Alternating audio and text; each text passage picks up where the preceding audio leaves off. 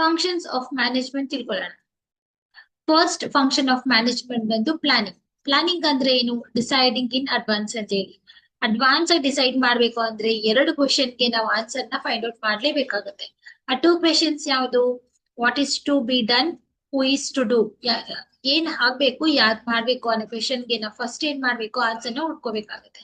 ಆ ಕ್ವೆಶನ್ಸ್ ಗೆ ಆನ್ಸರ್ ನ ಹುಡ್ಕೋಬೇಕು ಅಂದ್ರೆ ಫಸ್ಟ್ ನಮ್ಗೆ ಪ್ರಾಪರ್ ಆಗಿ ಪಾಲಿಸೀಸ್ ಗೊತ್ತಿರ್ಬೇಕು, ಪ್ರೊಸೀಜರ್ ಗೊತ್ತಿರ್ಬೇಕು, ಟೋಟಲ್ ಬಜೆಟ್ ಏನಂತ ಗೊತ್ತಿರ್ಬೇಕು.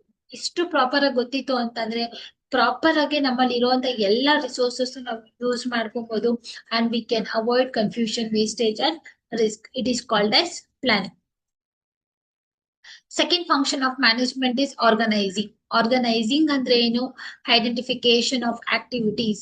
ಐಡೆಂಟಿಫಿಕೇಶನ್ ಆಫ್ ಆಕ್ಟಿವಿಟೀಸ್ ಅಂತ ಹೇಳಿದ್ರೆ ಎಲ್ಲಾ ಡಿಪಾರ್ಟ್ಮೆಂಟ್ಸ್, ಫಾರ್ ಎಕ್ಸಾಂಪಲ್ ಆಕ್ಟಿವಿಟೀಸ್ ಅಂದ್ರೆ ವೇರಿಯಸ್ ಡಿಪಾರ್ಟ್ಮೆಂಟ್ಸ್ ಅಂತ ಹೇಳಿ. ಎಲ್ಲಾ ಡಿಪಾರ್ಟ್ಮೆಂಟ್ಸ್ ಅಂತ ಹೇಳಿದ್ರೆ ಪರ್ಚೇಸ್ ಡಿಪಾರ್ಟ್ಮೆಂಟ್, ಕಂಪನಿ ಅಂದ ತಕ್ಷಣ ನಮ್ಮಲ್ಲಿ ಪರ್ಚೇಸ್ ಡಿಪಾರ್ಟ್ಮೆಂಟ್ ಇರುತ್ತೆ, sales department, production department, HR department. So ಈ ರೀತಿ ನಮ್ಗೆ ಬೇರೆ ಬೇರೆ ಡಿಪಾರ್ಟ್ಮೆಂಟ್ಸ್ ಇರುತ್ತೆ. When it comes to organising, ನಾವು ಐಡೆಂಟಿಫೈ ಮಾಡ್ಬೇಕು ಯಾವ ಆಕ್ಟಿವಿಟಿ ಯಾವ ಡಿಪಾರ್ಟ್ಮೆಂಟ್ ಗೆ ಹೋಗ್ಬೇಕು ಅನ್ನೋದನ್ನ ನಾವೇನ್ ಮಾಡ್ಬೇಕು, ಐಡೆಂಟಿಫೈ ಮಾಡ್ಬೇಕು. ಅದನ್ನ ನಾವು ಐಡೆಂಟಿಫಿಕೇಶನ್ ಆಫ್ ಆಕ್ಟಿವಿಟೀಸ್ ಅಂತ ಹೇಳಿ ಕರಿತೀವಿ. ಯಾವ ಡಿಪಾರ್ಟ್ಮೆಂಟ್ ಏನ್ ಕೆಲಸ ಮಾಡ್ಬೇಕು ಅಂತ ನಾವೆಲ್ಲ ಐಡೆಂಟಿಫೈ ಮಾಡಿದ್ಮೇಲೆ ಸೆಕೆಂಡ್ ಸ್ಟೆಪ್ ನಾವ್ ಏನ್ ಮಾಡ್ಬೇಕು, grouping a task.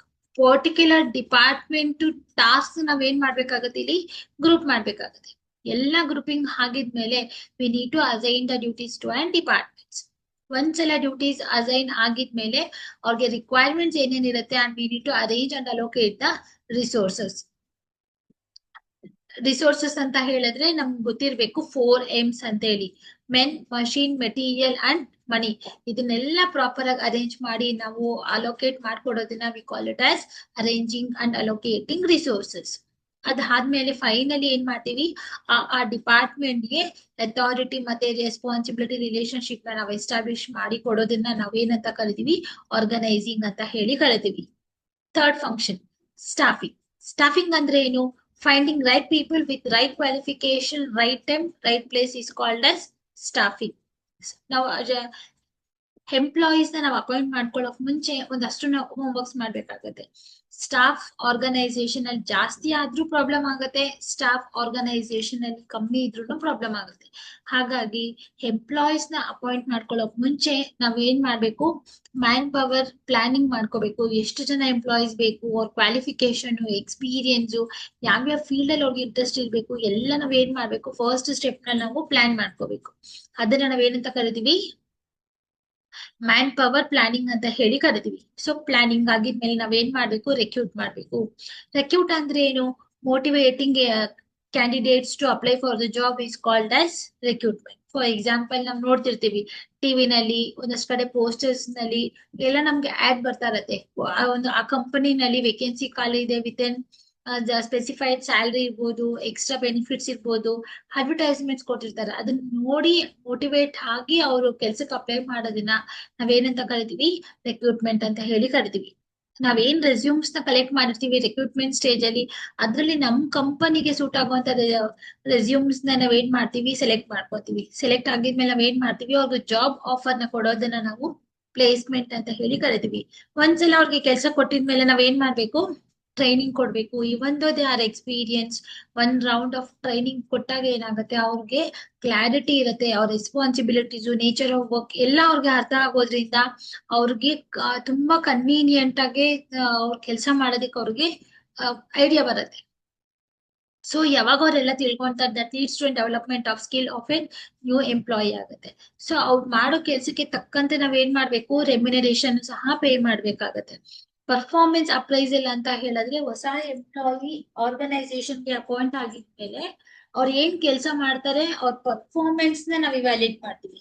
Evaluating the performance of newly appointed employees called as performance appraisal ಆಗಿರುತ್ತೆ. ನಮ್ಗೆ ಸ್ಯಾಟಿಸ್ಫ್ಯಾಕ್ಷನ್ ಆದ್ರೆ ನಾವು ಅವ್ರಿಗೆ ಪ್ರಮೋಷನ್ ಕೊಡ್ಬೋದು ಅಥವಾ ಟ್ರಾನ್ಸ್ಫರ್ ಸಹ ಮಾಡ್ಬೋದು. ಇಷ್ಟು ಪಾರ್ಟ್ ನಮ್ಗೆ ಸ್ಟಾಫಿಂಗ್ ಫಂಕ್ಷನ್ ಅಲ್ಲಿ ಬರುತ್ತೆ. Second function, directing. ಡೈರೆಕ್ಟಿಂಗ್ ಅಂದ್ರೆ so guiding subordinates, leading the team, influencing and motivating subordinates to perform the task. ಪ್ರತಿ ಒಂದು ಡಿಪಾರ್ಟ್ಮೆಂಟ್ಗೂ ನಾವ್ ಏನ್ ಮಾಡ್ತೀವಿ, ಟಾಸ್ಕ್ ಅಸೈನ್ ಆಗಿರುತ್ತೆ. ಆ ಟಾಸ್ಕ್ ಕಂಪ್ಲೀಟ್ ಆಗ್ಬೇಕು ಅಂತಂದ್ರೆ ಥ್ರೂ ಡೈರೆಕ್ಟಿಂಗ್ ನಾವು ಏನ್ ಮಾಡ್ಬೇಕು, ಸಬಾರ್ಡಿನೇಟ್ಸ್ ನ ಗೈಡ್ ಮಾಡ್ಬೇಕು, ಕಂಪ್ಲೀಟ್ ಟೀಮ್ ನ ಲೀಡ್ ಮಾಡ್ಬೇಕು, ಅವ್ರನ್ನ ಇನ್ಫ್ಲೂಯೆನ್ಸ್ ಮಾಡ್ಬೇಕು, ಅವ್ರನ್ನ ಮೋಟಿವೇಟ್ ಮಾಡ್ಬೇಕು. ನಾವ್ ಇಷ್ಟು ಮಾಡ್ದಾಗ ಮಾತ್ರನೇ ಎಂಪ್ಲಾಯೀಸ್ ಮೋಟಿವೇಟ್ ಆದ್ರೇನೆ ಟಾಸ್ಕ್ ಕಂಪ್ಲೀಟ್ ಮಾಡೋದು ಈಸಿ ಆಗುತ್ತೆ. ಹಾಗಾಗಿ ಇಷ್ಟು ಆಕ್ಟಿವಿಟೀಸ್ ಏನಾಗಿರುತ್ತೆ, ಡೈರೆಕ್ಟಿಂಗ್ ಪ್ರೋಸೆಸ್ ಅಲ್ಲಿ ಕಂಪಲ್ಸರಿ ಇರುತ್ತೆ. So directing process include supervision. ಅಂದ್ರೆ ಸಬಾರ್ಡಿನೇಟ್ಸ್ ಕೆಲಸ ಮಾಡ್ಬೇಕಾದ್ರೆ ಒಬ್ರು ಏನ್ ಮಾಡ್ತಾರೆ, ಅವ್ರ ಕೆಲಸ ಕರೆಕ್ಟ್ ಆಗಿ ಮಾಡ್ತಿದಾರಾ ಅಂತ ಹೇಳಿ ಇವ್ಯಾಲ್ಯೂಯೇಟ್ ಮಾಡೋದನ್ನ we call it as supervision. ಅದಾದ್ಮೇಲೆ ಸೂಪರ್ವಿಷನ್ ಅಲ್ಲಿ ಗೊತ್ತಾಗುತ್ತೆ ಎಂಪ್ಲಾಯಿ ಯಾವ ಲೆವೆಲ್ ಅಲ್ಲಿ ವರ್ಕ್ ಮಾಡ್ತಿದ್ದಾರೆ ಅಂತ ಹೇಳಿ. ಸೊ ಅವ್ರಿಗೆ ಕಷ್ಟ ಆಗ್ತಾ ಇದೆ, ಕಲಿಯಕ್ ಆಗ್ತಾ ಇಲ್ಲ ಅಂತಂದಾಗ ನಾವ್ ಏನ್ ಮಾಡ್ಬೇಕಾಗುತ್ತೆ, ಅವ್ರನ್ನ ಮೋಟಿವೇಟ್ ಮಾಡ್ಬೇಕು. Second step will be and motivation. Until employees get motivated, completing of task will be very difficult. Supervise ಮಾಡಿ ನಾವು ಅವ್ರನ್ನ ಏನ್ ಮಾಡ್ಬೇಕು, ಮೋಟಿವೇಟ್ ಮಾಡ್ಬೇಕು.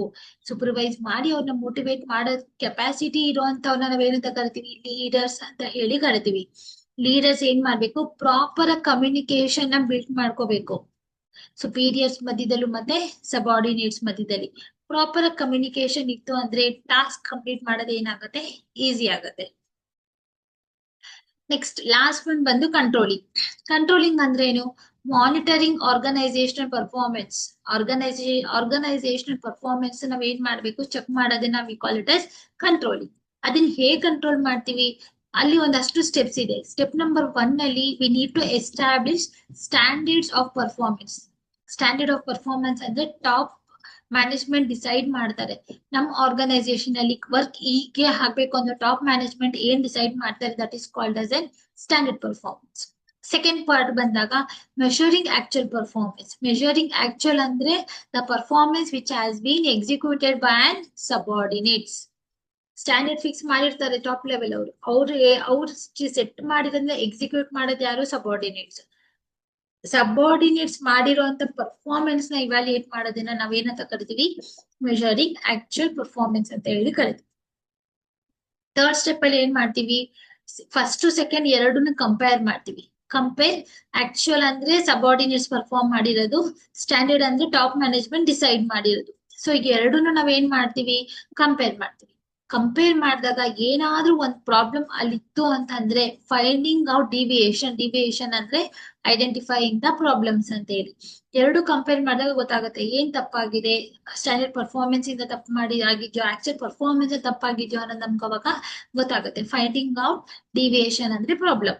ಸೊ ಈಗ ಪ್ರಾಬ್ಲಮ್ ಗೊತ್ತಾಗಿದೆ ಏನಾಗಿದೆ ಅಂತ, ಆ ಪ್ರಾಬ್ಲಮ್ಗೆ ತಕ್ಕಂತೆ taking corrective action will be and complete process of controlling ಆಗಿರುತ್ತೆ. So these are the 5 functions which are very much important for reaching an organizational goal ಆಗಿರುತ್ತೆ. Thank you so much.